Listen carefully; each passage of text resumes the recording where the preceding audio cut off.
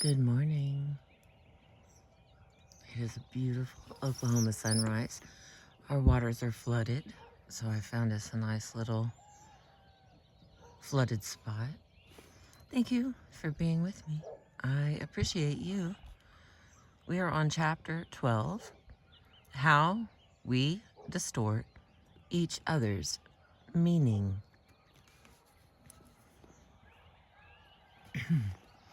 By this stage, you and the person whose understanding is so important to you have explored your personality type differences. You have discovered how those differences, which complement each other so well when you are getting along together, become the very things that grate against each other when you are in conflict. You should now move on to the next step in reciprocation, when together you and your partner come to understand that what each of you may actually say in these conflicts is not what the other one really hears. Step 7. Understand how your meanings become distorted in stress. Having understood how, in mutual rejection, each of you sees the other's behavior solely and exclusively through the lens of your own dominant mood and interprets it narrowly in your own terms only, you should now explore how that dominant mood also controls what each of you actually sees and hears. When, at his birthday party, Carl held up Suzanne's gift in one hand, and the friends... Okay, what are you doing there? Okay. You know, I got my number one audience member while the dog is here. So let me go backwards. So he decided to take his wet feet and crawl through everything. See, when you bring a dog for filming, the dog has to be taken care of first. And then, you know, he'll be sweet. All right, here we go. When at his birthday party, Carl held up Suzanne's gift in one hand and the friend's present in his other, and said to her, "Now this is a real gift. Why can't you give me something like this?" That is not what she heard him say. As she took in his words and watched what he was doing, only certain fragments of their meaning were absorbed. The rest bounced off the protective shield of her dominant mood. Her dominant mood distorted his meaning. Again, this was not done perversely, maliciously, or on purpose. In rejection, everyone's dominant mood causes a distortion of meaning, because only certain portions of that meaning get through, and even those portions that are absorbed undergo a distortion.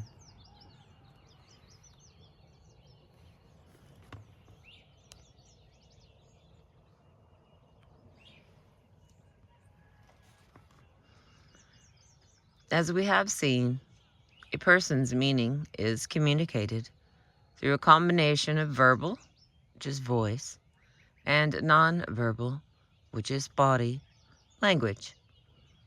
While we all rely chiefly on words to disclose the irrational meaning we intend to convey, the way we use those words and the way our body reacts as we deliver those words imparts a more complete story.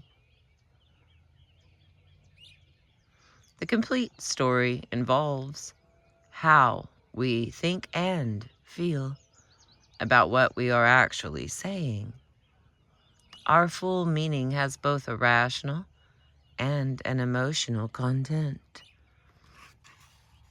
Intentionally or unintentionally, consciously or subconsciously, both our voice and our body are communicating what we are thinking rationally and cognitively, and what we are feeling emotionally. Our meaning conveys both thoughts and feelings. Normally, when we are in acceptance, we are capable of reading the real meaning of another person's communicated thoughts and feelings pretty much as they intend us to understand them. However, in rejection, each of us becomes incapable of reading other people's real meaning clearly. In our own particular way, each of us distorts their meaning so that the message we receive is not what they intended us to understand at all.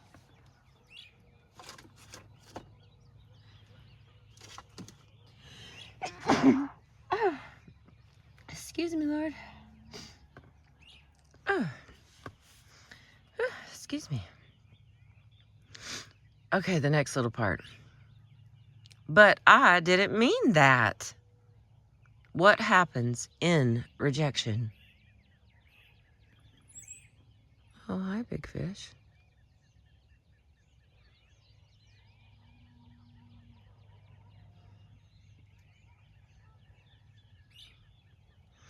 Okay, sorry. There was a giant, or to me, there he is again.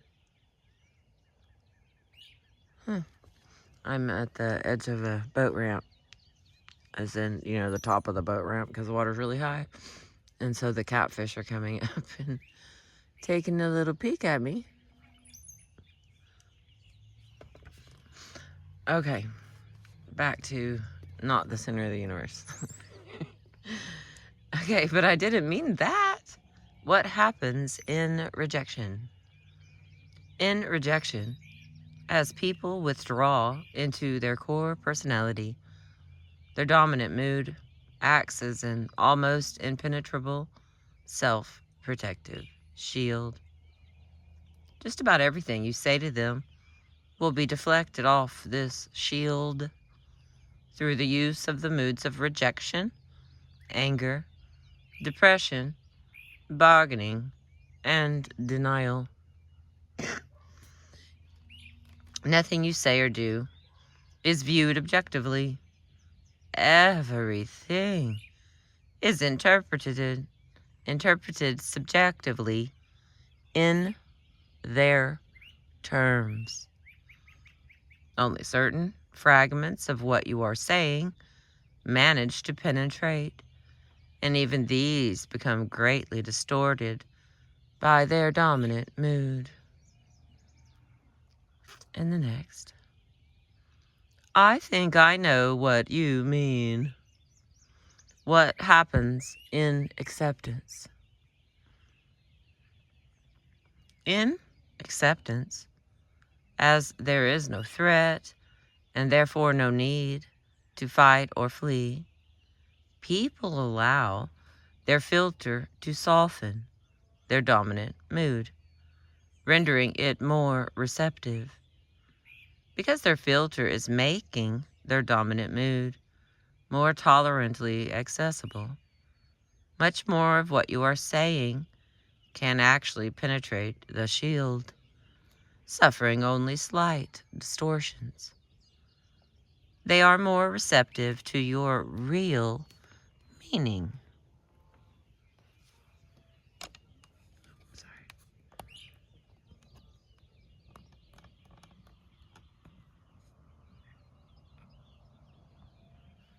Okay, it looks crooked because, oh, hi, baby. You're so little. It's a little baby killdeer. There was 5 or 6 of them the other day, all huddled together. It was pretty cute. All right, stick with the book, Crystal. Stop enjoying the beauty. There's a lot of fish. Alrighty. Where were we?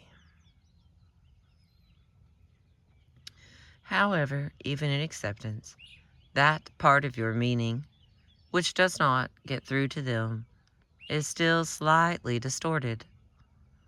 Their filter has already put its own spin on your meaning and reinterpreted it in their terms.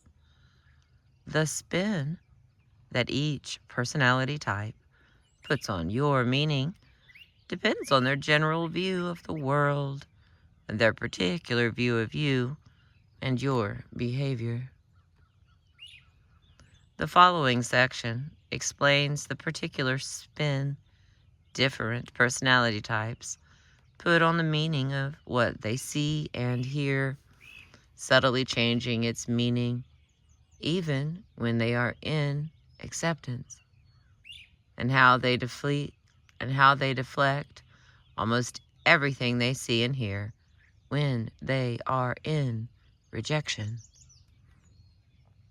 Remember, this is not done perversely, maliciously, or with the intention of alienating you. It is merely part of who they are.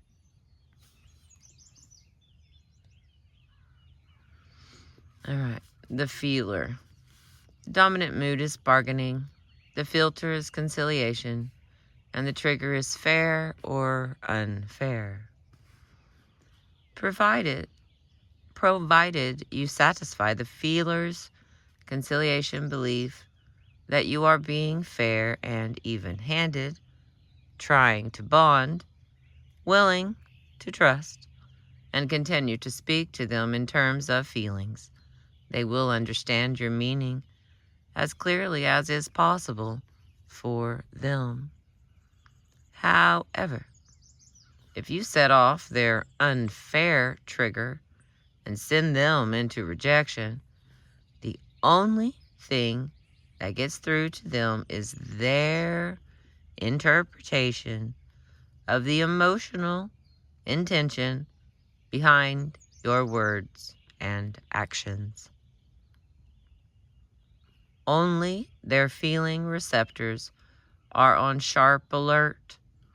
Nothing else gets through. Specific words and specific actions have no meaning apart from the emotional impact they deliver. Wow. That makes sense. All right, I continue. For example, if Nicole yells at Sam, "You're a low-down, mean, thoughtless SOB," what he hears would be, "I hate you." 2 seconds after she yelled at him, he would probably be unable to remember the specific words she used. All he can remember is the emotional impact of her verbal and physical behavior. That is all that got through to him. When Carl said, "Now this is a real gift. Why can't you give me something like this?" Suzanne heard something like, "I don't like you. I don't like your gift. I prefer my friends to you." When she was asked to repeat Carl's specific words, which she had to be reminded of, she put her own interpretation on them. That was what she actually heard him say. Everything else was deflected off the shield of her dominant mood. And the next one, the driver. Their dominant mood is anger. The filter is indignation. And the trigger is right and wrong. In acceptance, the driver sees and hears just about everything that interests him, provided you do not arouse his indignation too much by being too boring, too stupid, or too nebulous. He objectively picks up everything directed at him and around him, and rapidly extracts and concentrates on those essential features that interest him. However, once you trigger his wrong switch and send him into rejection, all his sensory receptors switch to full alert and begin to concentrate on a very narrow band. He sees and hears exactly what you're saying and doing in the real world, but judges it solely in his terms of what you are doing and saying wrong. Nothing escapes him, but since it is coming at him in extremely sharp, wrong focus, everything you say and do is fuel for his anger, and he will attack and manipulate that. In every nuance of your verbal and physical behavior, as every nuance of your verbal and physical behavior is being absorbed and interpreted at rapid fire speed, he is already 10 seconds ahead of you and impatiently leaps backward and forward through the argument, collecting ammunition for a shotgun attack. For example, if Sam yells at Nicole, "You're a mean, conniving, thoughtless cow," she would hear every single word he says, see every minute expression on his face, and the slightest movement of his body.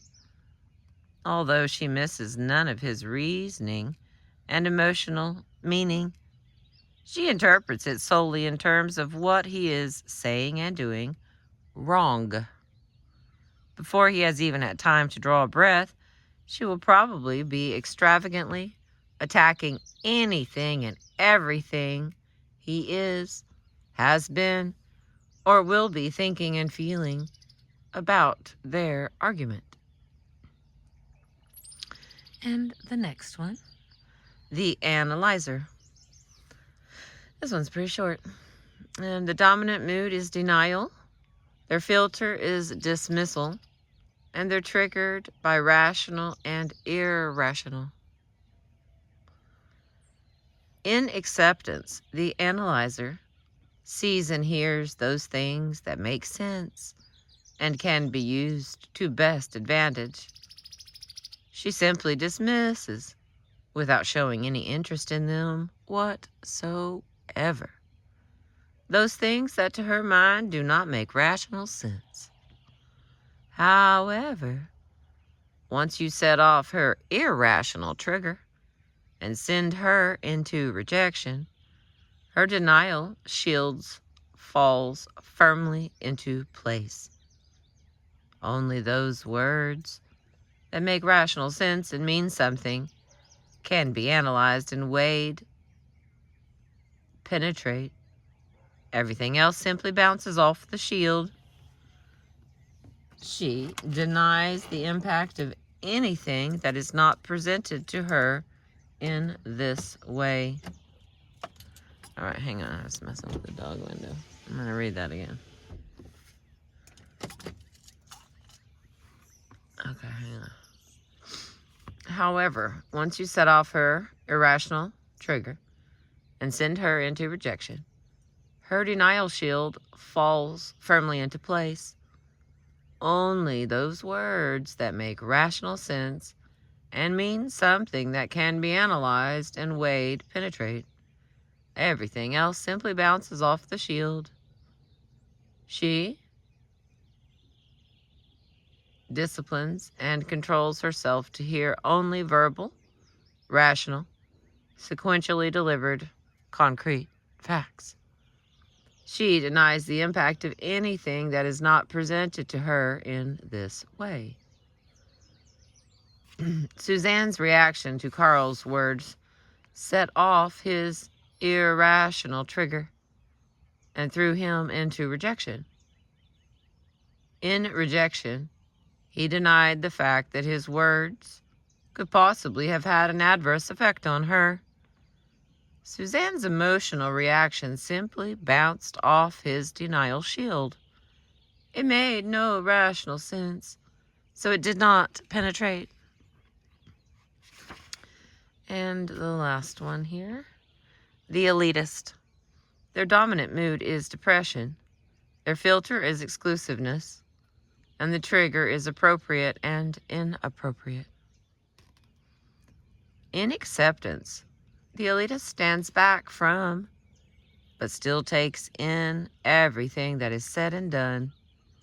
He only allows those things that he considers appropriate to touch and affect him personally, provided you act and react to him within his appropriate bounds. What you say and do is absorbed through his exclusiveness filter and is acceptable to him.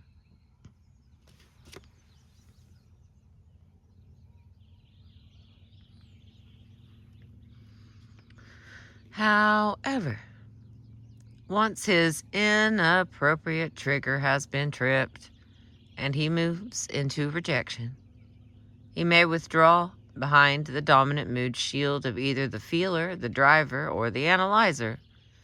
He will then move from one shield to another, depending on the response he gets. In his failure to receive the correct response, he will simply continue to shift shields.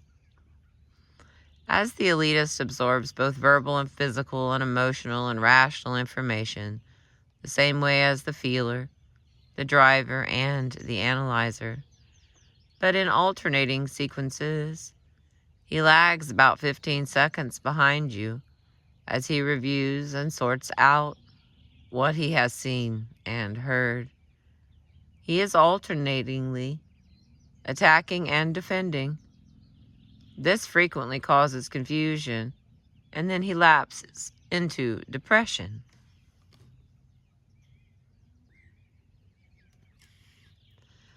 All right, and step 8. So we got about 3 or 4 more pages here on this one. Step 8, page 212. Now I know exactly what you mean. Appreciate the importance of tuning in on each other's mood frequency. Now that you both see how the very meaning of what you say to each other in rejection becomes greatly distorted through no fault of your own, you should discuss the importance of tuning in on each other's mood frequency.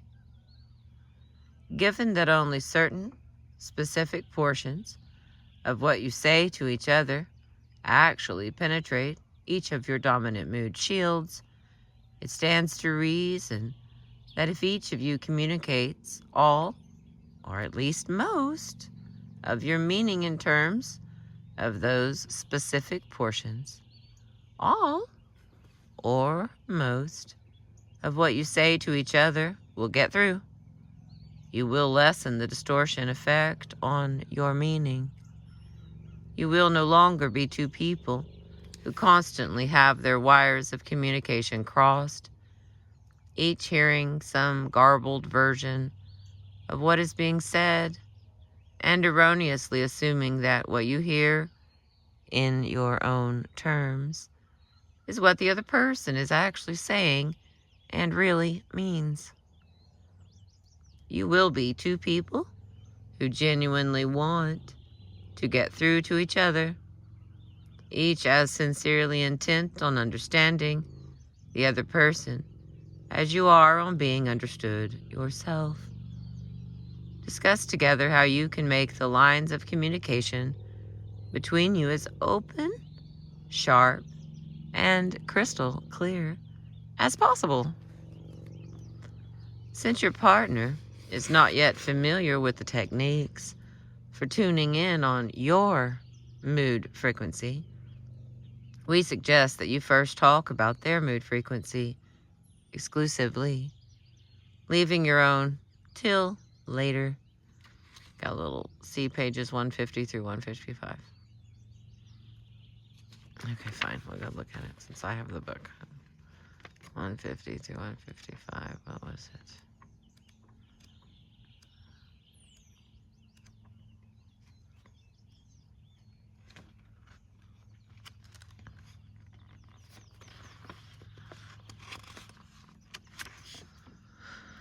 Okay, 150 to 155.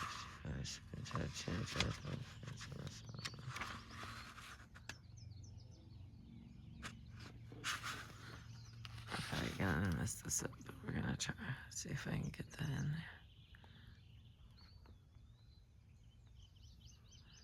there. No, I want to be fair. It looks clear. I'll get it close enough, maybe a little more clear. So there's that one. Oh, I've messed up my little holder. I'm not gonna blame like I did it, like time and use.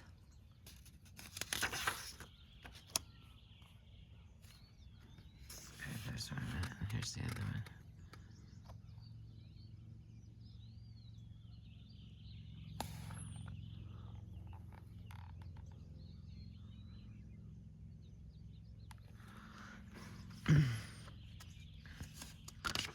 Alright, that's all of them. Okay. Back to page 213.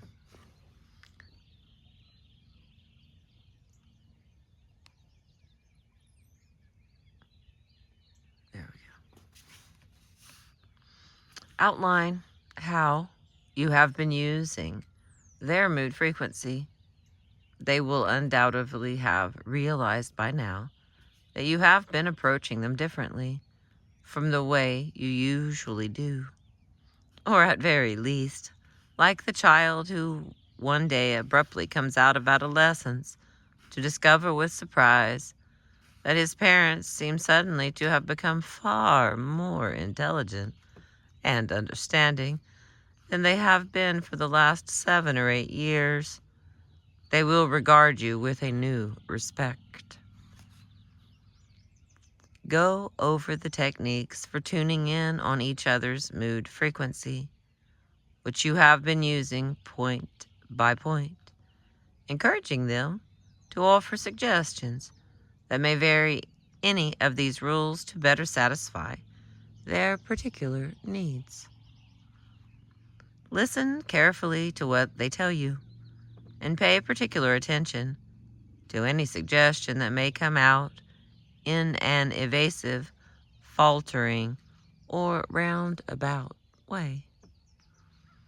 This faltering way of telling you how they want to be reached usually indicates that even though they may want you to know they have a deeply buried need, they are uncomfortable about telling you directly what it really is. Using their mood language, you can press them gently until you understand exactly what they are trying to tell you. All right, we got a new story, or we got new characters. This one is Leon and Marcy. The following story is a strikingly clear example of this type of need being brought out into the open between two people. It illustrates the power the 3 R's has in bringing back together people who desperately need each other. Leon is a fraud investigator from the West Coast who has been married for 15 years and is the father of 2 children, aged 12 and 9. His marriage had deteriorated badly in the last 5 years, was as strained as it could get, and had reached the point where his wife, Marcy, wanted a separation. However, Leon, being a driver, found it very difficult to face the idea that he had somehow not succeeded with his marriage, and was very reluctant just to give up on it and walk away without one final attempt at saving it, or what was left of it.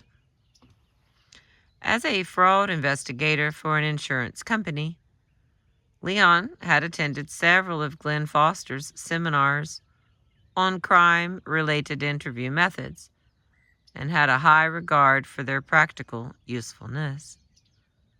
When he heard that the techniques were being adapted to the area of relationships, he was hesitant about asking to try out the 3 R's, but in the forlorn hope that it might offer something workable he could use to save his marriage, or at least understand where it had all gone wrong, Leon determined to learn all he could. During the read stage, Leon immediately identified his wife Marcy as a feeler and himself as a driver. He realized she was not an off-key version of himself who could be understood only in his terms, but a highly individual, separate person who not only did things differently, but thought about things differently from the way he did. He began to see her as someone who could only be really understood in the context of her terms, not just his. He began to see her, perhaps for the first time in their married life, not just as an extension of him, but as a separate, unique, totally singular person. Long before Leon had even completed the respond stage of the 3 R's, he had come to the realization of how and why their different driver and feeler ways of doing things had been clashing so badly in rejection. He realized how the things they had once loved about each other now seemed to be the very things that frustrated and irritated both of them, alienating each from the other. He determined to bring Marcy back into acceptance. Leon immediately began tuning in on Marcy's mood frequency, and that, to his mind, was the breakthrough. He was amazed that Marcy, after 18 months of avoiding his company and hardly speaking to him, now suddenly seemed happy to be in his presence and carry on a conversation with him again. However, Marcy still seemed to retain a deep, residual anger and resentment over Leon's past failings, or so Leon thought. He followed the rules on how to deal with the mood of anger, but every time she came out of that mood, she would lapse into the mood of depression. Try as he might, Leon still seemed unable to isolate her theme and get at the root cause of her depression. He began to have the niggling feeling she was purposely keeping something from him, something she had never, in their 15 years together, trusted him enough to understand. Nevertheless, sensing she was now in acceptance of him again, he pressed on into the reciprocation stage, and together they explored their differences. They actually reached the point where they could laugh over how blatantly their clashing had set up a predictable pattern of escalating conflict. Leon came to see just how deeply his driver's use of anger and even indignation alienated Marcy. She felt so threatened by his overreactions to nothing that she would do anything to avoid a direct confrontation. When she realized his dramatic reactions were just his way of expressing himself and were not intended as personal assaults on her, Marcy's dread of bringing up anything that would set him off vanished. and she started to be even more forthcoming and open with him. He realized that over the years, she had come to see him as nothing more than a control freak who never bothered to listen to anything she said. So eventually she had simply stopped saying anything.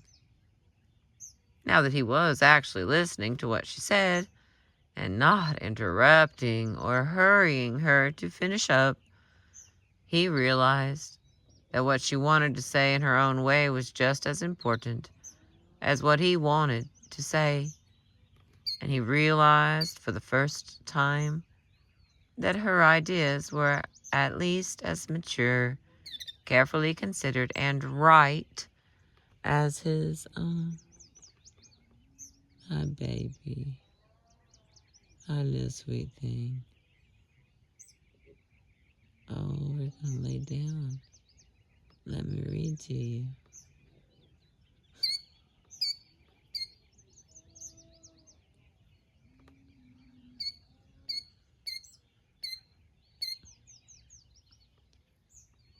Okay, and I continue. When they reached the stage in reciprocation, where they began to discuss how to tune in on each other's mood frequency, Marcy began to understand the effort Leon had been putting in to try to understand who she was in her own right by carefully tuning in on her frequency at the expense of his own.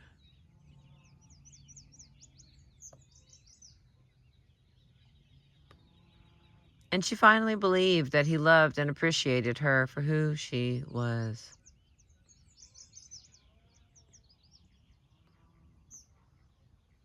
In return, she took the first step toward trusting him completely. As they were discussing, as they were discussing her mood language and how else he should approach her to really get through to Marcy in her terms and on her frequency, Leon kept sensing she wanted to tell him something specific, but was holding back. He pressed her gently.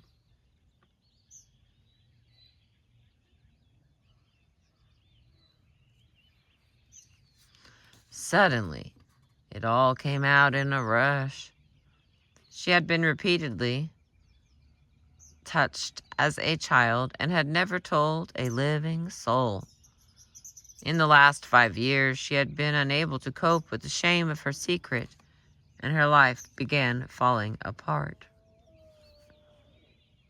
Not trusting her husband to understand who she really was beneath the facade, she had closed herself off from him, and her resentment of him began to seethe. His fiercely controlling protectiveness, which had given her such a warm sense of safety and security in the early years of their marriage, had begun instead to feel more like the dominating aggression she had fallen prey to as a child. She blamed Leon for making her feel like a victim yet again. This time as a grown woman, she blamed him for her inability to assert herself.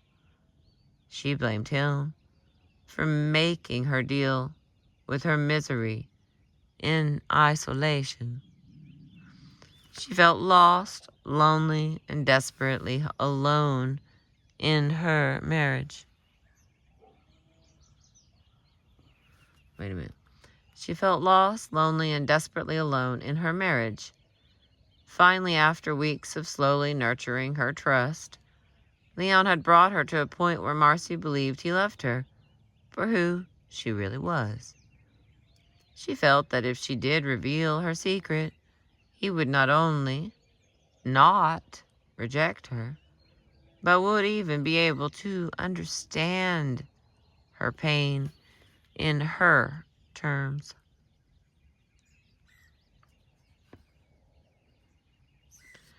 They said they clung to each other for hours that night.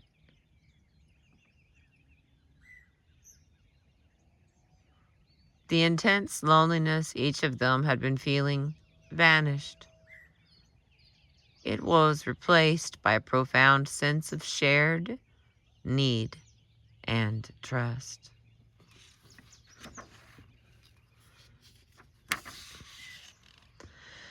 All right, and the last little bit of chapter 12 here.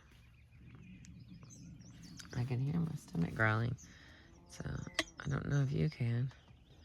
There's also catfish, like, giving each other, you know, body massages.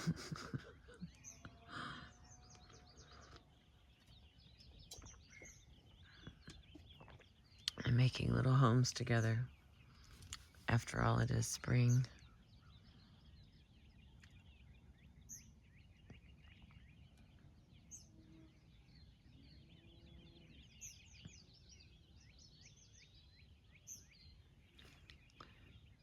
I think catfish know about the boat ramp. I think it's just like, they just know. And so they have to come check out the boat ramp. You know, things happen over here sometimes. Yeah. Oh, wow. There are fish jumping around. Okay, my love, here we go. Stay with me. We're almost done with this book and this chapter. There'll be a chapter 13 that comes after this. All right, page 217. From How Can I Get Through to You? We're in the Read, Respond, and Reciprocate section. Our secret inadequacy, the hidden message of our theme. This is a clear, if dramatic, illustration of what can happen between two people when they use the 3 R's. We all have some deeply hidden pain of a past failure or inadequacy that haunts us, despite our attempts to come to terms with it rationally. It may be that we feel we were rejected by a parent in favor of a sibling. It may be that we once did something unforgivably venal and cruel to someone who did not deserve it. Or perhaps we just feel we are not as intelligent or as sincere as we pretend to be. Whatever it is, this secret motivates much of our behavior and is as important to us in our lives as Marcy's secret pain was in her life. Whatever it is, this deep insecurity or inadequacy is always contained in our theme. Despite ourselves, it affects our attitudes and always leaks through into our mood language. We would all love to be able to share this hidden ache with someone who could understand what it means to us, someone who would not think any the less of us by knowing about it, someone who would be able to help us see it in perspective and might even love us for the way we have been dealing with it alone, locked up and hurting. Find this pain in each other, share it, and relieve each other's shame. And step 9, and the actual end of the chapter. Step 9, reaching mutual understanding. Both you and the person you love should now realize that the way each of you not only views your world, but actually sees and hears it, is very dissimilar. While neither of you can ever put yourself in the other's place and truly comprehend the view from there, you can now understand what that perspective must be like. You are in a position not only to appreciate and respect, but also finally to understand the differences between you. Once you are in mutual acceptance and you both enjoy the way your differences counterbalance and complement each other, you both take pleasure in the fullness of a mutually supported and truly interdependent relationship. However, with the onset of rejection, each of you withdraws into a private, self-centered inner core, and the very differences that once supported your togetherness now become barriers against it, unless each of you knows how to get through those barriers. This is when it is of paramount importance to remember, number 1, how to deal with each other's moods of rejection, and number 2, how to tune in on each other's mood frequency.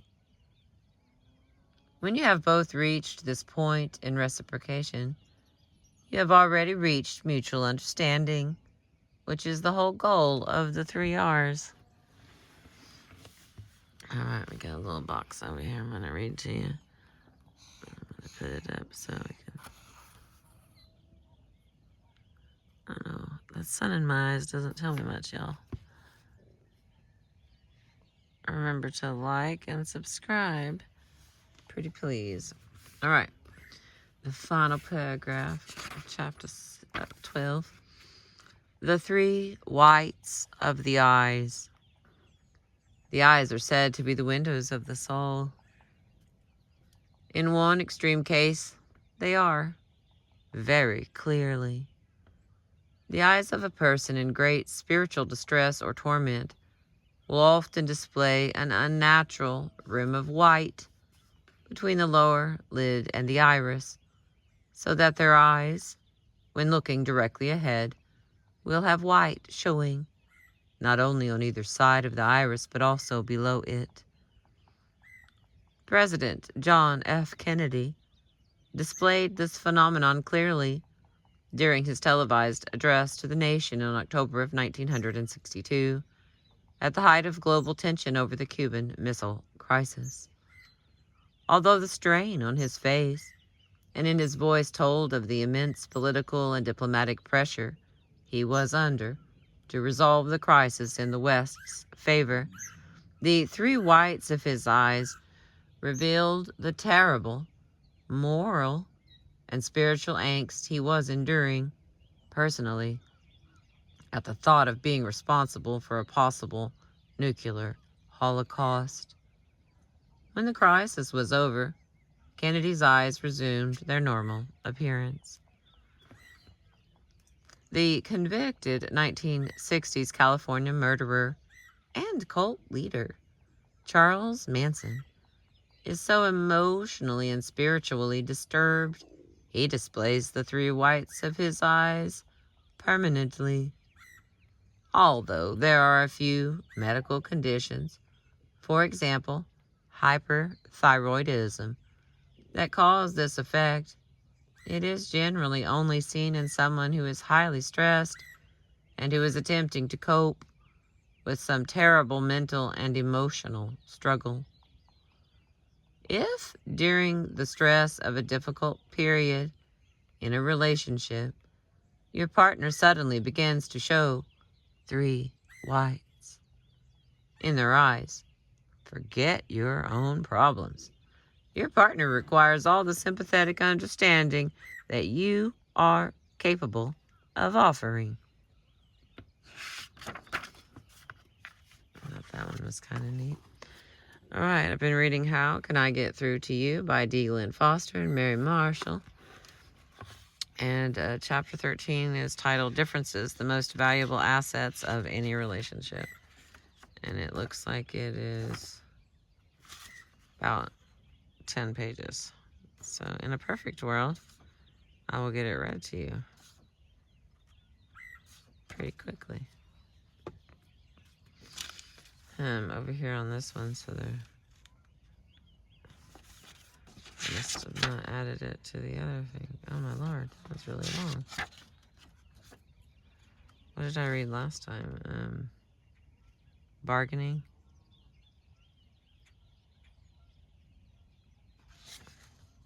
Denial's the best one. Alright, I'm thinking this is gonna die, but I got 10 minutes, so let me try to read it to us. Okay, this is the little appendix part that helps you identify what's what. Let me see if I can explain it better. The verbal and nonverbal expressions of the mood of anger, depression, bargaining, and denial, and how they are used in conflict to deflect, manipulate, and control others. So this one's denial. Okay, note, there are two forms of denial. Denial of the truth to self or self-deception. And number 2, denial of the truth to others or lying. The emotions involved are fear, anxiety, anger, disgust, contempt, suspicion, and doubt. Denial is used to flee rejection, block or contradict reality, ignore a threatening situation, issue, or personality, prevent an objective view of the truth. Denial is used to protect self by blocking the effect of an unpleasant emotions and thoughts. Denial is used to deliver a lie, either to the self or to others. Denial is used to justify refusal to accept any other position. It's used to gain acceptance by trying to convince others theirs is the only way to see things. Denial is used to buy time when confronted with the truth. It's also used to support all other moods of rejection and control, other forms of manipulation. Denial in form 1, which is denial of the truth to self or self-deception, shows fewer readable signals because it is more controlled and there is less stress when it is challenged. Denial in form 2, which is denial of the truth to others or lying, shows more readable signals because it is less controlled and there is a great deal of stress when the lie is challenged. All right, the mood language of the body in denial when that denial is confronted or challenged. The breathing increases in form 1, which is denying to yourself or self-deception. And it appears normal in form 2, which is tricking others or lying. A quick, sudden intake of air, shock or surprise when confronted. All right, the posture and muscle tone of the body in denial when that denial is confronted or challenged. The posture and muscle tone. Body turns or begins to lean away when confronted. It is rigid, uptight movements suddenly appear. Then as confrontation increases, they become excessive. These movements are less obvious and more controlled in form 2, which is denial of truth to others or lying. Okay. The proxemics tends to use outer zones in form 1, tends to use closer zones in form 2 for control and emphasis. All right. The eyes begin to take an overall worried look because their reality is not being accepted. Eye control becomes more prolonged to attempt to communicate by an honest look that what is being said is true, or eye contact breaks frequently for other matters, readjusting clothing or jewelry, winding watch, picking hair or lint off clothing or furniture, cleaning or adjusting eyeglasses. In fact, anything to avoid facing the issue head on.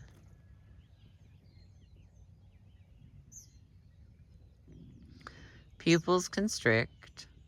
Normal rate of blinking increases. The mouth tightens. Lips are clamped shut when not speaking. The hand goes up to cover the mouth at the same time as there is an impediment, at the same time as there is an impediment of speech. Eyebrows in Form 1. Denial of the truth to self. One eyebrow may rise while the other remains stationary, indicating denial and suspicion of an issue, and tremendous doubt and suspicion at what the other person is saying. Both eyebrows rise, indicating shock at being caught off balance. The nose. Touching at the bottom part of the nose with thumb and forefinger to ease tingling, the Pinocchio syndrome sensation, an admission of belief that their position could be wrong, but that they still intend to maintain at least the appearance of denial. The head is frequently supported in the hands.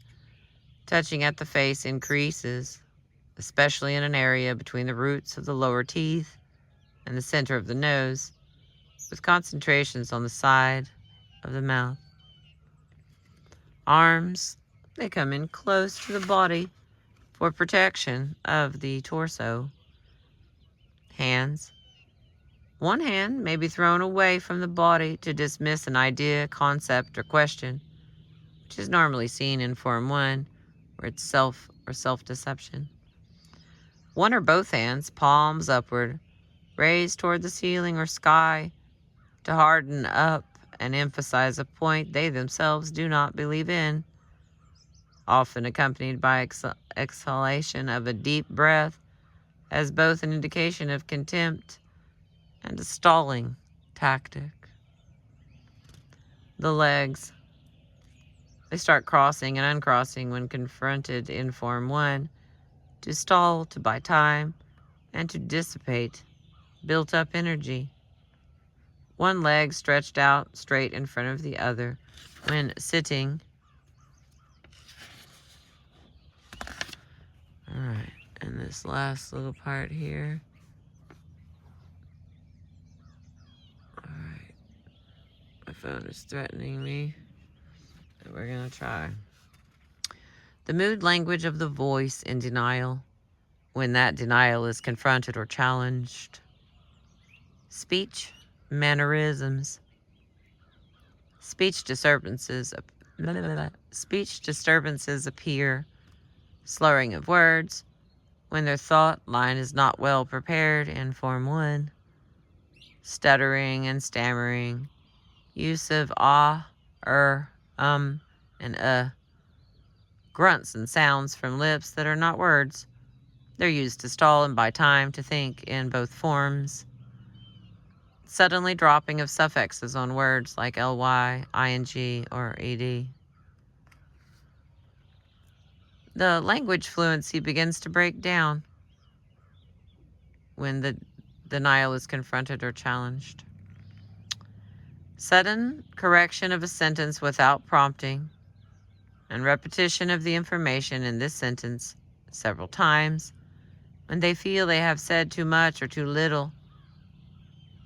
Speaking in incomplete sentences, restarting sentences in the middle, skipping around in sentences when they see other person is not being taken in by their denial in Forms 1 and 2. Clipping of word endings, cutting words in half or omitting words when they want to say as little as possible and to control what is being said in Forms 1 and 2.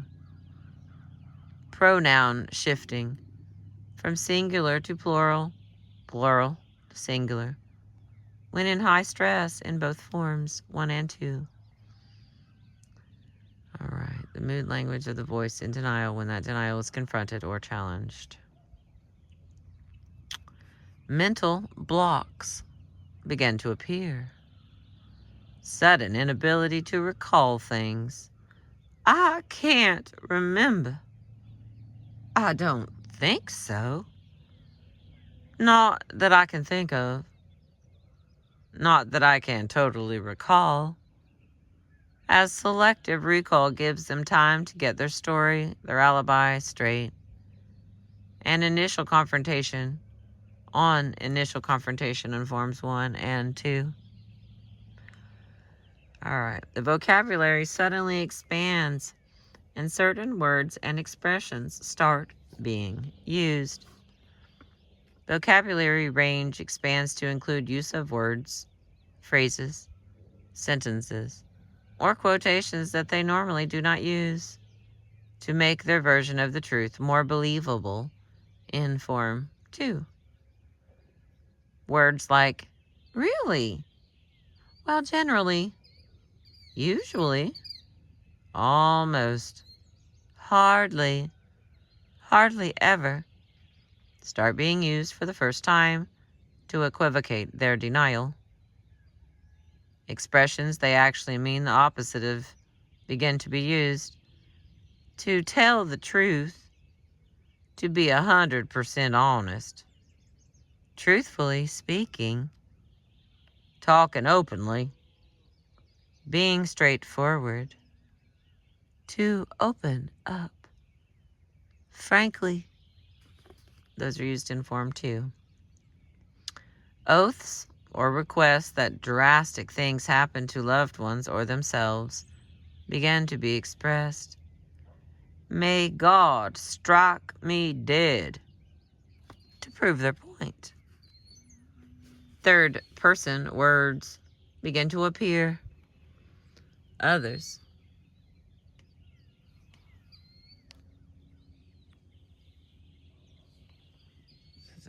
Okay. Third person words begin to appear, like others, they, them, everybody, nobody, as an appeal to universal acknowledgement to prove their version of the truth, and to remove self from involvement in blame in Forms 1 and 2. And the mood language of the voice in denial, when that denial is confronted or challenged. Normal conversational flow suddenly becomes disrupted. Interruption of other person's comments or questions, as they do not want to hear the other person's version of reality or face that person's reaction to their denial in Form 1.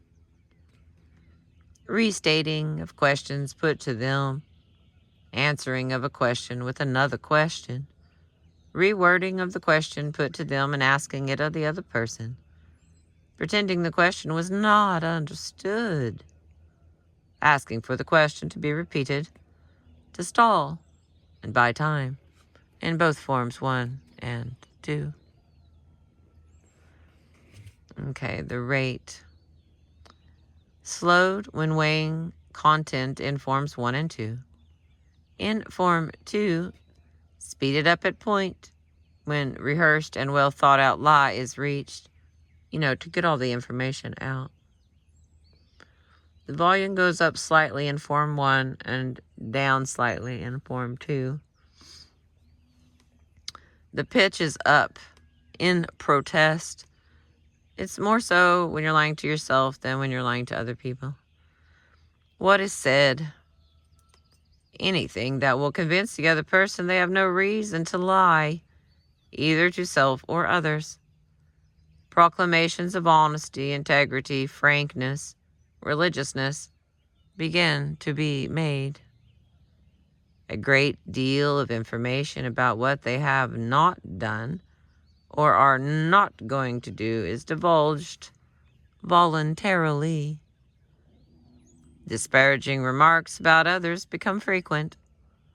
Descriptions of people, places, things, or reasons are given in negative rather than positive terms.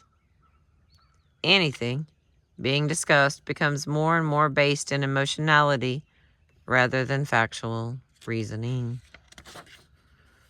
All right, that was all the ways to tell if you or another person is suffering or experiencing. Suffering's the wrong word. Experiencing a mental state of denial.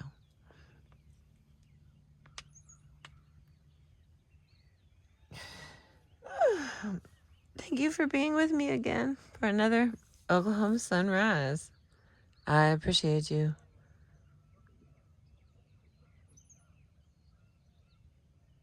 I don't know what all I missed this morning because I was reading. There's a lot of noise around here for the peace and quiet that it is.